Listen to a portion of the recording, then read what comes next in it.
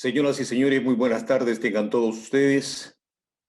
Saludamos vuestra presencia virtual a nombre del magíster Jorge Luis Salas Arenas, presidente del Jurado Nacional de Elecciones, y del doctor José Pérez Duarte, director de la Escuela Electoral y de Gobernabilidad del Supremo Organismo Electoral del Perú.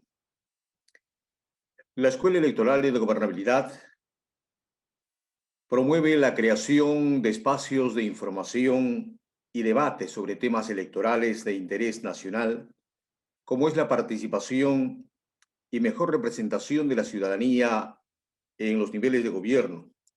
Como tal, viene desarrollando un sinnúmero de jornadas por la democracia, reflexiones sobre el proceso electoral en el bicentenario del Perú, que consiste en un conjunto de charlas magistrales de carácter virtual en la que participan personalidades del Perú y del extranjero, compartiendo con la ciudadanía sus apreciaciones sobre el proceso electoral peruano en el marco de la celebración de los 200 años de la independencia del país.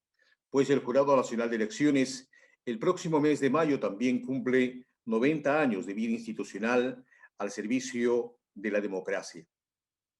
Y en esta oportunidad contamos con la presencia del doctor Fernando Núñez Bertoldo, quien, con su vasta experiencia y su presencia importante en nuestro país, desarrollará un tema titulado Balance de las Elecciones Generales 2021 y Perspectivas para la Segunda Vuelta. El doctor Luis Núñez Bertoldo es politólogo e internacionalista, consultor internacional con más de 35 años en temas de gobernabilidad, sistemas electorales y democracia. Ha sido docente del máster en gobernabilidad y procesos electorales de la Escuela Electoral de Gobernabilidad del Jurado Nacional de Elecciones, miembro del Directorio de Democracia y Desarrollo, consultor asociado de 50+1, miembro del equipo técnico de Ciudadanos al Día, exdirector académico de la Escuela de Formación Política Millennials para el Descambio de la Fundación Konrad Adenauer. Señoras y señores, entonces vamos a dejar en el uso de la palabra al doctor Luis Fernando Núñez Bertoldo. Bienvenido, doctor Núñez. Muy buenas tardes. Quiero agradecer al Pleno del Jurado y al doctor José Alfredo Pérez Duarte, director de la Escuela Electoral y de Gobernabilidad, por esta invitación que agradezco y que me honro, visto que recuerdo con José Alfredo la fundación de la Escuela Electoral y de Gobernabilidad. Y agradezco ser invitado después que me he enterado que varios colegas de todo el continente y de otras partes también han sido parte de estas reflexiones con motivo del proceso electoral 2021 y del bicentenario que el Perú está en plena trayectoria.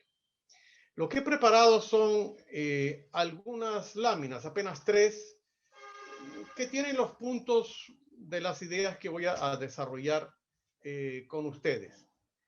Voy a poner la primera para que me digan si se está viendo bien y poder dedicarme a esto. ¿Se ve el esquema de presentación? Correcto. Perfecto, muchas gracias. Bueno, uno de los profesores invitados que la escuela ha tenido en el pasado es el politólogo alemán Dieter Nolen, prácticamente uno de los padres de la ciencia política contemporánea. Siempre empiezo hablando de Dieter Nolen porque cuando vino al Perú a recibir su doctorado honoris causa de la Universidad Católica, dio su discurso de agradecimiento cuando recibió el doctorado y lo llamó El Contexto. También hay documentos en la escuela del jurado sobre las charlas magistrales que ha dictado el doctor. Recuerdo que inauguró la cátedra Domingo García Rada. Y cuando hablo de contexto, quiero referirme al aquí y a la ahora, pero también a lo que ha pasado. Y ahí señalo el Latinobarómetro de las Américas, que es un instrumento que los politólogos, que los analistas, siempre estamos consultando cada año porque es un estudio que se hace en 18 países de América sobre el estado de la democracia en los últimos 4 y 5 años. Y por eso hablo del contexto, para que no nos sorprendamos del resultado de la primera vuelta del 11 de abril. El Latinobarómetro venía con insistencia marcando que en el caso del Perú hay una desafección, hay una crisis de representación, hay un estado de aquello que hemos visto en algunas manifestaciones en las calles, no solo en Lima, sino en otras partes del Perú, de que nadie me representa. Y como les digo, ese Latinobarómetro, si ustedes entran a Google o cualquier buscador, van a encontrar esa crisis de representación, esa desafección y esa profunda desconfianza en los elementos que uno diría del Estado de Derecho y del sistema político.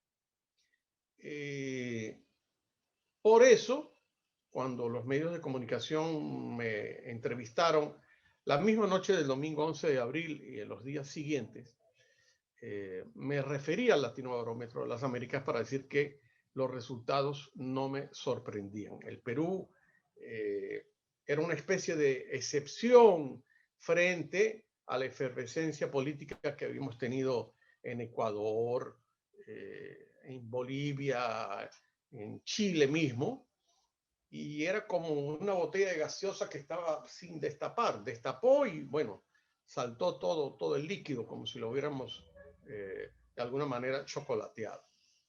Entonces, eso es el contexto del que habla Dieter Nolen y el que nos lleva a la segunda vuelta el 6 de junio. El mismo 11 de abril tuvimos la segunda vuelta en Ecuador con los resultados que ustedes ya conocen. Alguna gente dice, profesor Núñez, entonces lo que pasó en Ecuador va a pasar acá.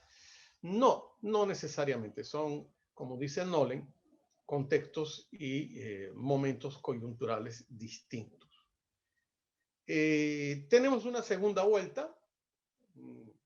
Estoy hablando como politólogo, como analista, y cuando pongo ahí agradecimiento y aclaratoria, quiero decir que lo que yo vaya a decir durante mi presentación de hoy de ninguna manera compromete ni al Pleno del Jurado Nacional de Elecciones, ni a la Escuela de Gobernabilidad, la Escuela Electoral y de Gobernabilidad, que siempre le ha dado a los docentes libertad de cátedra para sus opiniones. Pero sí me hubiera gustado que dentro de las reformas propuestas, por lo tanto no es culpa del sistema electoral, sino de los congresistas que no la han aprobado totalmente, de manera integral, tuviéramos una segunda vuelta no tan lejana de la primera. Son prácticamente 2 meses. Entonces, la segunda vuelta en el Perú es otra elección. Todo cambia porque hay mucho tiempo entre una y otra. Hubiera preferido un periodo más corto, pero bueno, ojalá sea una lección aprendida. Y eso me lleva casualmente a esa pregunta que yo les hago y me hago, porque aprendemos de la historia, aprendemos del contexto de Nolen. Conforme van saliendo los resultados al 100%, en algunos casos todavía no al 100% porque hay actas o votos impugnados, bueno, los que estamos dedicados a esto, y a pesar que en la universidad de repente no nos gustaba mucho la estadística como materia, como asignatura, pues hay que aprender a leer cifras y a leer entre cifras. Es cuando te acercan un contrato para que tú lo firmes y tú ves que hay una parte del contrato que está en letra chiquita y tú dices, por la prisa voy a firmar, pero luego dices, mejor leo la letra chiquita porque a lo mejor ahí están datos que yo no tengo. Bueno, de los resultados electorales también hay que aprender a leer las cifras y aprender a leer entre cifras. Por ejemplo, entre cifras, entre blancos y nulos, superan al que ganó en primera vuelta en más de 400,000 votos. Eso no es poca cosa. Tiene que ver con el fenómeno de la poca representatividad. Otro dato entre cifras. No votaron en la primera vuelta casi el 42% de los 24 millones y poco aptos para votar. De nuevo aquí hay un problema de desconfianza, de desafección, de que no se sienten representados entre 18 candidatos de 24 partidos, casi 25 a nivel nacional. Y ahora, con los datos de la semana que acaba de pasar, bueno, nos encontramos que 78% de los nuevos congresistas no tienen ninguna experiencia en gestión pública. Algunos ni siquiera han sido presidentes de la junta de condominio de su edificio o del nido de su niño. Las encuestas siempre decían, queremos caras nuevas. Bueno, ahí tienen 78% de congresistas, pero que no tienen experiencia en gestión pública en unos 5 años muy complicados. Los politólogos decimos que si había una tormenta perfecta en materia de ciencia política, es el caso de las elecciones en el Perú. No solamente un problema que llevamos arrastrando desde que supimos quién ganó la primera vuelta en el 2016 a nivel congresal, sino todos los problemas políticos e institucionales que tuvimos después. Y para colmo, la pandemia, o sea, la tormenta perfecta. Otro dato, 31% de los nuevos congresistas no está afiliado a ningún partido, lo cual me lleva a especular que como no tienen un compromiso de alma, corazón y vida con los partidos, más bien algunos son congresistas por el partido A, B o C porque no les dio tiempo a inscribir su propio partido. La figura del transfugismo, la figura de llegué y ahora me aparto, la figura que yo tengo mi juego propio, es muy probable que estas 10 u 11 bancadas que vamos a tener se transformen en 11, 12, 13 o 14, porque no hay una afiliación a ese nivel. Y 54% de los nuevos congresistas se afilió a última hora. Esos 31% entraron como invitados o designados y el último 54% se afilió a última hora. Por lo tanto, tampoco tiene un gran compromiso de corazón con el partido que lo llevó al Congreso. Esto no es novedad, esto no es solamente un caso del Perú, pero en una fragilidad donde mi colega Martín Tanaka dice que los partidos políticos en el Perú están la mayoría pegados con baba, y lo que nos espera es lo que vamos a ver. Y paso a la tercera y última lámina. Para toda esta desafección de que nos habla el Latino Barómetro, tendremos nosotros la oportunidad de buscarnos, ya que está tan de moda lo de las vacunas. No sé en qué país las fabrican, no sé si aquí mismo las podemos encontrar. ¿Vamos a poder tener una vacuna institucional? Por ejemplo, para acuerdos multipartidarios en los temas prioritarios. No es que aquí el partido B, Z, X, amarillo, rojo, azul, verde, no sepa cuál es la agenda prioritaria. Aquí tenemos 12 subsistemas de salud. 12 subsistemas de salud. Aquí hay salud en las Fuerzas Armadas, en la policía, en prácticamente la Marina, la aviación, es salud, Ministerio de Salud, gobiernos regionales, clínicas privadas, gobiernos provinciales, gobiernos locales. 12 sistemas de salud. Por eso es que al principio uno le costaba entender un poco que ¿por qué no se ponía de acuerdo? Pues es que es un rompecabezas donde cada quien llevaba agua para su molino, tenía una cuota de poder y no soltaba ese poder. Así tuviéramos un ministro o una ministra que fuera una especie de Superman, con 12 subsistemas de salud, quien ponía orden en la casa. Y nunca se decretó el sistema de salud en emergencia.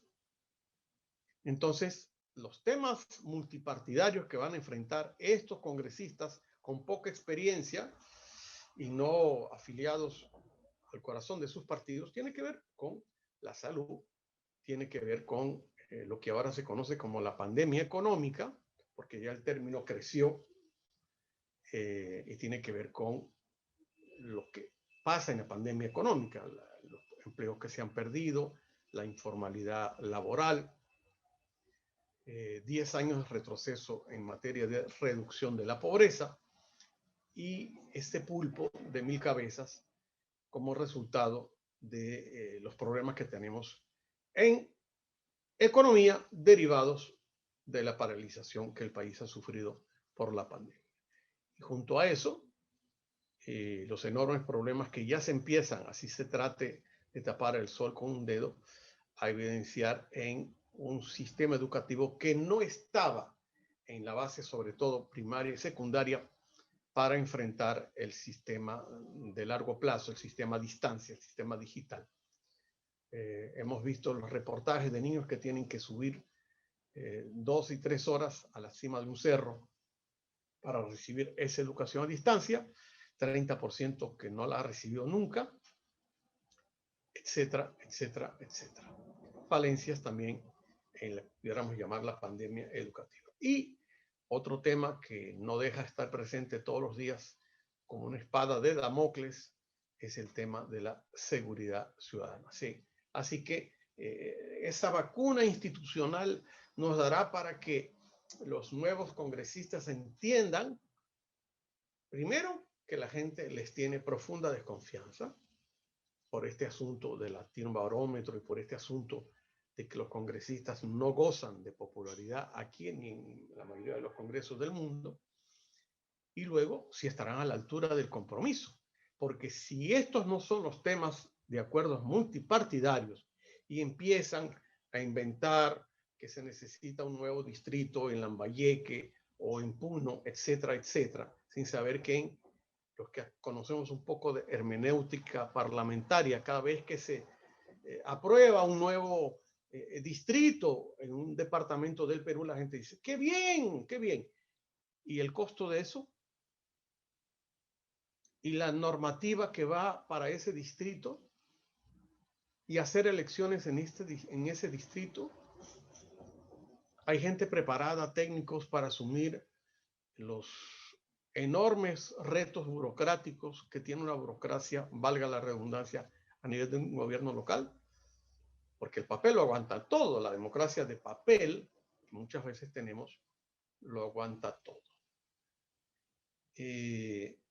Habrá una vacuna institucional para una relación llevadera, gane quien gane, entre poder ejecutivo y poder legislativo.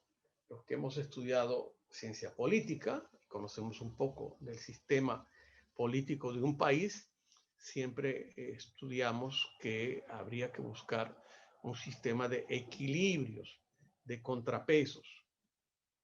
Entonces uno se pregunta, sin entrar en juicios de valor sobre esta confrontación de dos visiones absolutamente antagónicas y casi que parecen irreconciliables, ¿habrá oportunidad para identificar puntos de encuentro para resolver en el fondo los mismos problemas? El deterioro profundo que ha producido la pandemia en la economía, en las familias, en las empresas y en el país. ¿Tendremos esa oportunidad? Sin duda, el Perú requiere de un nuevo contrato social que atienda urgentemente, sin ninguna duda, las legítimas demandas sociales, pero eso sí, al menos en mi criterio personal, sin desincentivar la inversión privada, preservar la estabilidad macroeconómica y donde se construya sobre lo avanzado sin demoler. Si algo necesita el Perú es tender puentes y no destruirlo. Sin duda, el tema económico será el tema de fondo de la pugna, pero los dos que han llegado tienen problemas de representatividad. la suma de votación de la primera vuelta de los dos que pasaron a la segunda ha estado entre 62% y 55% en las últimas 4 elecciones, pero en esta elección no llega al tercio del voto válido, que como dije en otra lámina, es menor al voto emitido. Entonces, pareciera que la segunda vuelta va a estar marcada por esto que mi amiga Lucía Solís, el jueves en un periódico Circulación Nacional, dijo, esto no es un problema del Perú profundo, es un problema del Perú postergado. Y ese Perú postergado calcula, según los datos que tenemos, no están totalmente cuadrados, firmados en piedra, que este 42% de los peruanos que pudieron votar, lamentablemente no quedaron satisfechos con ninguna de las opciones. Como ustedes saben, el voto es emotivo y nuestra agenda emocional derivada de la pandemia es absolutamente distinta. La segunda vuelta, sin duda, por esto que estamos otra vez en el pico, en la cresta de la ola de la pandemia en salud, la segunda, estas 7 semanas que están por delante, van a ser semanas donde de nuevo estamos volcados hacia el miedo y hacia la incertidumbre. Y el voto definitivamente, ustedes saben que es emotivo, y entre las emociones que lo definen, una de ellas, y lo dicto yo en los talleres sobre gerencia de campañas electorales, es la empatía. O sea, en todo candidato hay factores personales, sociales y culturales que se activan. Y en ese abanico de emociones, la tragedia de millones de peruanos que hace mucho sufren desamparo del Estado ha producido esta fotografía con los dos candidatos que llegaron y llegaron. Es complicado leer entre las cifras, pero hay que hacerlo. Y en las próximas semanas, en estas próximas 7 semanas, veremos qué pasa con eso, con la relación de lo que va a pasar en el Poder Ejecutivo, pero también en esta relación de los equilibrios y contrapesos. Quiero recordar aquí, no puedo evitar tener un sentimiento de magisterio, de educador, porque he visto mucha gente que se lanzó al Congreso ofreciendo cualquier cantidad de cosas, carreteras, puentes, etc. Recordemos, los congresistas tienen 3 funciones. Y en este quinquenio que viene, definitivamente esas funciones son esas y no más, y son grandes retos. Nuevas leyes, no muchas, sino mejores leyes, y aplicar las que tenemos. Que los congresistas cumplan estrictamente con su función de fiscalización y rescaten de sus electores esa función tan venida menos como es la representación. El 6 de junio algo va a pasar. Y ahí lo que va a pasar es que los electores van a decidir sobre los gestos de los candidatos que pasaron a segunda vuelta, sobre el peso de sus errores y las mentiras. Esta película, El dilema de las redes sociales, pasado por Netflix, y no estoy haciendo un Pulitzer, nos indica que acá, como en otros países, vamos a tener estas 7 semanas donde las fake news, las mentiras que vienen a través de las redes sociales, de titulares en los medios no solamente de televisión y radio, sino también en los medios digitales y escritos, eso es lo que nos va a llevar a la fotografía del 6 de junio. ¿Quién podrá resolver esa situación? Los electores. Y recordemos, y ya vamos llegando a la parte final, que necesitamos, porque he leído entre líneas, entre cifras, una visión mucho más territorial y abarcadora de un país que se siente fragmentado y poco integrado. A pesar que hay discusiones sobre que la gente dice, pero es que Lima es Lima y el interior es el interior. Lima es un crisol del interior del país. Hay más de 800.000 personas en Lima que hablan quechua y 200.000 que hablan aymara. Así que Lima también es parte del país. No hay que poner las cosas en blanco y negro, hay zonas grises.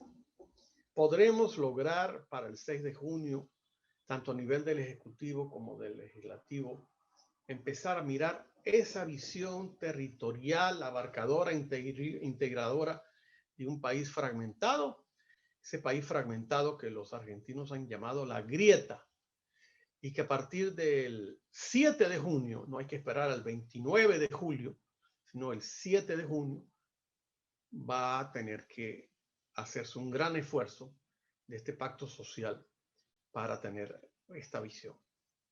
Y pongo ahí un asterisco porque parte de nuestros problemas, que no es una parte que los electores viven a diario, porque ellos dicen, yo con la reforma política y con la reforma electoral no como, pero el hecho es que yo llevo viviendo en el Perú 23 años, 23 años.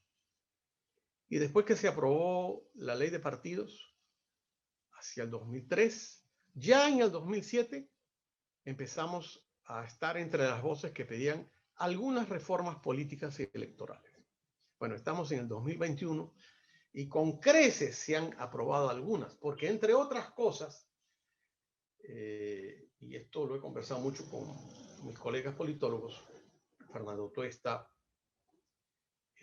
Martín Tanaka, con la propia Milagros Campos y con otros colegas, los congresistas normalmente son muy conservadores y no les gusta aprobar reformas. Estamos pensando, por ejemplo, en el voto preferencial. Hay congresistas que me dicen, profesor, nunca aprobaré el voto preferencial porque yo soy hijo o hija del voto preferencial. Y yo le digo, sí, pero si tuviéramos un buen sistema de democracia interna en los partidos, no necesitaríamos el voto preferencial. Me dice, no hay ningún sistema de democracia interna. Al final se hace lo que el líder o la cúpula manda. Me lo dicen en privado.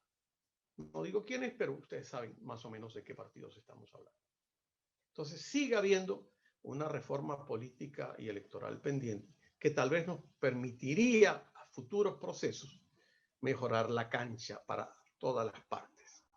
Y voy concluyendo precisamente pensando en este camino a las elecciones regionales y municipales del año que viene.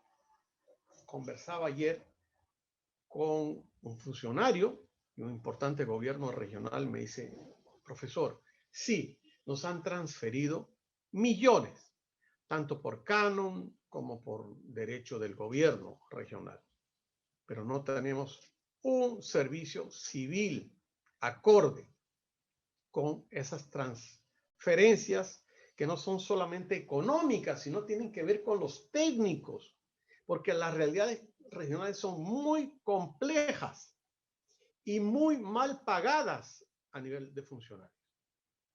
O sea, queremos que un buen funcionario, bien formado, con doctorado, con una maestría o con la universidad de la vida, porque no todo se aprende en la universidad, se vaya a provincia y reciba un bajo sueldo. No se va, pues. No tiene ese espíritu de apostolado. Tiene que dejar una familia o se la lleva, ¿qué costos va a poder cubrir? Eso pensando en las regionales y municipales. Y concluyo, porque veo que hay algunas preguntas, cosa que me interesa más que todo.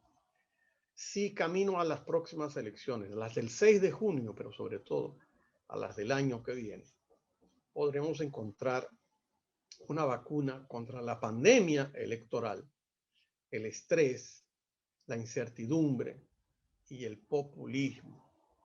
Como ustedes saben, y lo he mencionado varias veces, yo llevo años trabajando por la política con P mayúscula y tratando de erradicar la politiquería, el populismo con P minúscula.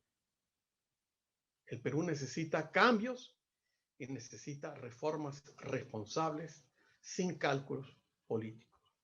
Y lo último, que no se compra en botica y en farmacia, con esto concluyo, agradeciendo a la escuela por esta invitación, es que todo lo que está pasando en la fotografía del 11 de abril, en la fotografía del 6 de junio, en la fotografía de las próximas elecciones regionales y municipales, es que deberíamos salirnos de nuestra zona de confort y saber que democracia, ciudadanía y participación ciudadana no se compra en la botica, no se compra en la farmacia, pero tiene que ser parte de nuestra responsabilidad como ciudadanos y como electores. Muchísimas gracias. Muchas gracias, doctor Fernando Núñez, por su importante exposición respecto al balance de las elecciones generales de 2021 y la perspectiva para la segunda vuelta. Vamos a invitar a los participantes a formular sus preguntas, pero en tanto, doctor, ¿qué hay que hacer para poder, encontrar organizaciones fortalecidas que puedan participar en los diferentes procesos electorales? ¿Qué hacer para buscar la cohesión de estos grupos políticos? Definitivamente es una tarea titánica que a veces pareciera que es tan increíble como una especie de misión imposible, donde necesitaríamos un Tom Cruise como hace en las películas para resolver el problema. Tiene mucho que ver con nosotros. Yo creo que muchos de ustedes que me conocen saben que especialmente me gusta trabajar con jóvenes, con mujeres, con grupos afrodescendientes, indígenas amazónicos, población LGTB, minorías, lamentablemente en el Perú, como si tuviéramos ciudadanos de primera y ciudadanos de segunda. Entonces yo creo que los partidos, si alguna lección y algún aprendizaje pueden tener en leer entre líneas estos resultados que estamos viendo, es abrirse. Siempre le digo a los jóvenes, ustedes tienen una misión por delante, tienen muchos proyectos, tienen muchas ideas, tienen muchos sueños. Lo más probable es que cada vez que tengan un sueño, lo lleven a su partido, les tiren la puerta en la cara. Yo les digo, bueno, si les tiran la puerta en la cara, den la vuelta, traten de entrar por la ventana, y si la ventana está cerrada, vayan por atrás y pateen el muro, pero entren. O sea, se necesita quebrar esas llamadas, eso lo llamamos en sociología, las resistencias al cambio, que es parte del ser humano. El ser humano vive en una especie de zona de comodidad, zona de confort, y no quiere que venga nadie a fregarle su zona de confort, a quitarle poder. Entonces, cuando un joven, cuando una mujer se mete a levantar la voz, a decir que las cosas, viene el bullying, viene la protesta, viene aquello, 50%, 30%, voy a meterte donde yo pueda, donde yo quiera, para que no me haga sombra. ¿Por qué? Porque estamos acostumbrados a los jóvenes cargamaletines de los dirigentes políticos, y eso está cambiando aquí y en todas partes. Así que la persona que hace la pregunta, le digo, esto no es una misión fácil, pero tampoco es una misión imposible. Tiene mucho que ver con tu actitud. Recuerda el caso de Albert Einstein. No aprendió a hablar bien hasta los 9 años. A los 3 años no emitía palabra. Y los profesores decían de Albert Einstein, este chico no va a tener ningún futuro. Y terminó siendo el padre de la relatividad. O el caso de Walt Disney, que fue votado en un periódico porque los directivos del periódico decían, esto es un pésimo periodista, y creó todo el mundo de la fantasía del Pato Donald y de los parques temáticos en todo el mundo. O sea, la actitud aquí es fundamental. Es el principio para el gran camino de un proceso. Muchas gracias. Hay una pregunta, doctor, que dice, ¿cuál debe ser el comportamiento de las organizaciones sociales de cara a la segunda vuelta? Usted ha mencionado que es la hora de la participación, pero ambas propuestas son antiderechos. ¿Cómo avanzar? Dice doña Rosario Guayanca. Doña Rosario, las dos propuestas, y aquí sí voy a hacer un juicio de valor, son dos propuestas bien conservadoras. una de la derecha y una de la izquierda. Yo recuerdo cuando estudié ciencia política que mis maestros al principio me decían, no, aquí los radicales, las propuestas extremistas siempre son de la izquierda. El tiempo nos ha dado la razón de que eso no es así. Miremos el caso de Trump, miremos el caso de Bolsonaro. Dos personas radicales, conservadoras de la parte derecha.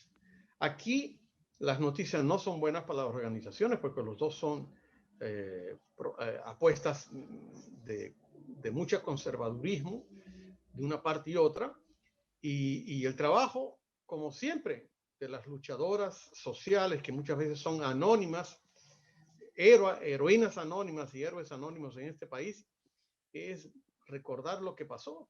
¿Cuántas luchas tuvo la mujer peruana para llegar a 1955 y por fin poder votar? Y votó ni siquiera en el 55, sino en el 56. A partir de ahí hay una historia de luchas, de avances y retrocesos. Pero mire, por ejemplo, el machismo en la política, la cantidad de feminicidios que tenemos todos los días, de violación a niñas y adolescentes, el enorme problema que tenemos con la falta de educación sexual que produce tantos embarazos no deseados. En fin, es una serie de elementos que las organizaciones de base tienen que seguir trabajando, así existan desde el gobierno o desde el legislativo la llamada resistencia al cambio. El señor Cristian Vázquez dice, ¿cuál es su opinión respecto al desempeño de las encuestadoras y su influencia en los resultados electorales? Bueno, hay toda una gran discusión sobre el papel de las encuestadoras. Tengo entendido que en el Jurado Nacional de Elecciones hay más de 80 encuestadoras inscritas, pero tal vez no hay un proceso muy fuerte de fiscalización de cómo se hace la pregunta, de cómo es la ficha técnica, de cómo es el trabajo en campo, sobre todo en pandemia. Tal vez voy a utilizar esa frase. La encuesta es una fotografía del momento, pero a veces ni siquiera es una fotografía nítida. Es como el zoom, que a veces no se consigue que quede nítido en la pantalla. Yo diría, yo confío más en mis instintos que en una encuestadora, sobre todo a la hora de votar. O sea, me parece poco responsable que un ciudadano diga, me voy a levantar a ver qué tal dio resultado la encuestadora tal para que yo vote. Claro, yo conozco que en ciencia electoral existe el llamado voto utilitario, o sea, no quiero votar a perdedor, pero también existe otra clase de votos, el voto látigo, el voto bronca, el voto castigo. Recordemos que el expresidente Julio María Sanguinetti dice que el latinoamericano, a contrario de Alonso Cueto, que hace rato se los nombré, que hablaba del voto emocional, Julio María Sanguinetti dice que nosotros votamos del ombligo hacia abajo.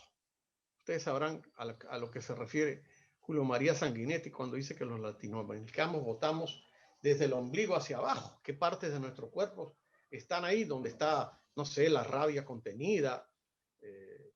Y tal vez lo que pasó el 11 de abril es parte de esa rabia contenida que explotó como la botella de gaseosa. O sea, creamos en las encuestas tanto como queremos creerle, pero no hagamos de las encuestas la Biblia que nos va a indicar. Es un asunto nuestro. Alguna gente me reconocía la semana pasada criticando el programa de gobierno de los dos que pasaron a la segunda vuelta, y yo desde mi lado magisterial como profesor le dije, ¿has leído los dos programas de gobierno? Dime la verdad, ¿has leído los dos programas de gobierno? Bueno, profesor, en verdad no he leído. Es que me han dicho que dice. Yo digo, no te pongas a creer en eso que me han dicho que dice. Tienes que leer los programas de gobierno. Es igual que esta gran discusión que tenemos sobre si necesitamos una nueva constitución o necesitamos aplicar la constitución que tenemos. Y yo le digo a mis alumnos, ¿ustedes han leído la Constitución del Perú? ¿Han leído el capítulo económico de la Constitución del Perú donde se habla de la economía social de mercado? Bueno, en realidad es que me dijeron que ahí dice, ¿qué es eso? ¿Dónde está tu criterio? ¿En Radio Bemba? o tienes un criterio propio? Agarra el capítulo económico de la Constitución, léelo y confróntalo con la realidad. La inquietud de Edilberto Rodríguez Tanta dice, ¿considera que existe la necesidad de un nuevo pacto social? Sí, definitivamente sí. Creo que la base del pacto social está en la raíz misma del llamado Acuerdo Nacional, pero debo reconocer que el Acuerdo Nacional, que ha sido un instrumento muy interesante, eh, herencia tal vez de un gobierno controversial en ese momento, Alejandro Toledo, pero él tuvo la visión. Los líderes tienen momentos de luz y de oscuridad. Él tuvo la visión después de los 10 años del presidente Fujimori y del año de transición del presidente Paniagua, que se necesitaba un pacto social. Y se creó el Acuerdo Nacional. Pero el Acuerdo Nacional ha sido un poco levantado, acostado, adormecido, enterrado, según el gobernante de turno.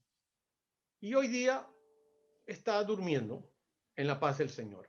Así que podía ser resucitado y llamado hasta de otra forma, integrar mucho más a sectores que ahí no están representados, a pesar que están muchísimos y hay más de 30 políticas de Estado, y hablemos de un nuevo pacto social, lo cual no significa agarrar todo lo hecho y tirarlo al tacho, porque eso tampoco funciona. A mí hay gente que me dice, pero miren el atraso que tenemos. Es verdad, seguimos teniendo atrasos, pero lo avanzado en reducción de la pobreza, a pesar de la pandemia, ha sido muchísimo en los últimos 30 años. Eso no lo podemos echar al tacho. Esa vocación de escobita nueva barre bien, depende, porque yo compraba alguna escoba y de la fuerza que hice al barrer se me rompió el mango de la escoba, así que no todas las escobas barren bien. Lo importante es que el barrendero o la barrendera sea buena. Eso es lo importante. Bueno, y una última pregunta es, doctor Núñez. Desde Chiclayo, Yuri Díaz me señala y dice, ¿qué debemos hacer para que la ciudadanía peruana se inmiscuya más en asuntos políticos y también participe? Ay, mi estimado Yuri, es un problema de raíz educativa, definitivamente. Yo creo que necesitamos escuelas, maestros que nos enseñen eso que no se compra en botica. Democracia, participación ciudadana, eh, ejercer la ciudadanía. Eso es fundamental. Y muchas veces debo hacer el mea culpa, nos encerramos en nuestra zona de confort, vamos a votar cada 4 o 5 años dependiendo del nivel nacional o subregional de la elección y nos volvemos a encerrar en nuestras casas. Es como entregarle al gobernante una especie de cheque en blanco. Recordemos, amigos y amigas que han entrado hoy a esta sesión de la escuela, nosotros somos depositarios de la soberanía popular. El voto sigue siendo nuestro. Esas personas que hemos elegido, estos nuevos 130 congresistas que hemos elegido, son nuestros empleados. Más de uno de ustedes me ha dicho, si yo tengo una pequeña bodega y una vez a la semana necesito ir al mercado central a hacer las compras y dejo a un empleado, cuando vengo en la tarde le pregunto cuántos kilos de pollo vendiste, cuántos sacos de arroz vendiste. Aquí le entregamos un cheque en blanco a 130 congresistas, a una fórmula presidencial y más nunca nos rinden cuentas o nos rinden cuentas un poco para cumplir con la presión de la opinión pública. Eso debería estar institucionalizado en ellos y en nosotros, en nuestro cerebro. Te doy poder, pero tengo el derecho a pedir que me rindas cuentas, porque al fin, al cabo, tú eres un empleado nuestro. Yo estuve asesorando a algunos candidatos a este nuevo parlamento para que prepararan bien su campaña, pero el día que los felicité por haber ganado, les dije, a partir de ahora voy a ser la peor mosca detrás de la oreja. Porque si tú no cumples todo lo que yo te enseñé, todo lo que tú prometiste a tu electorado, te voy a fastidiar hasta el día en que salgas del Congreso. Es más, Cuando he dictado algunos talleres, mi primera pregunta no es directamente ¿qué vas a hacer en el Congreso? Sino a la salida, dentro de 5 años, ¿cómo quieres ser recordado? Como el mataperro, como la robacables, como el comepollo. ¿O vas a ser recordado o recordada porque por lo menos 5, no pido 40, 5 leyes que tú propusiste fueron votadas, fueron aprobadas y le están sirviendo a la comunidad? Termino con esto. Tengo alumnos que me dicen, a raíz de la crisis política que hemos tenido en los últimos años, profesor, yo pensé que los políticos estaban para resolver problemas, no para crearlos. En estos millones de jóvenes que van a votar, estaban habilitados 7 millones para ir a votar el 11 de abril y están habilitados 7 millones para ir a votar el 6 de junio. El problema está ahí, en que no se sienten representados y que creen que los políticos están para crear problemas y no para resolverlos. Muchísimas gracias. Doctor Luis Fernando Núñez Bertolvo, a nombre de la Escuela Electoral y del Jurado Nacional de Elecciones, queremos expresarle nuestro agradecimiento por su importante participación y brillante exposición sobre el proceso electoral. Gracias a usted y también a la audiencia que ha tenido la gentileza de acompañarnos en esta jornada por la democracia, reflexiones para el proceso electoral del Bicentenario del Perú. Señoras y señores, muchas gracias por la atención dispensada y tengan ustedes muy buenas tardes.